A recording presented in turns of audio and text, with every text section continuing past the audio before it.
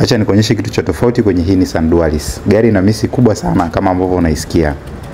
Na mara nyingi tumezoea huwa inakuwa ni ignition coil. Sasa tulifanya power balance test na haya ndio yakawa majibu. Kulionekana kuna shida kwenye cylinder namba 2 na mara nyingi tumezoea inakuwa ignition coil.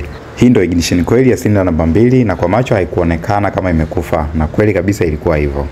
Na hii ndio spark plug na kwa macho inaonekana kabisa kwamba haichomi, imeloana mafuta. Kwa muonekano inaonekana ni spark plug original. Hebu ngoja tuone shida itakuwa ni nini. Tukaamua kuitest hiyo spark plug ili tuione jinsi ambavyo inachoma. Na uchomaji wake ni kama unavyoiona. Yaani inachoma kutoka kwenye hiyo pini ya katikati kuja huku kwenye thread. Moto hauendi juu kule kwenye ground electrode.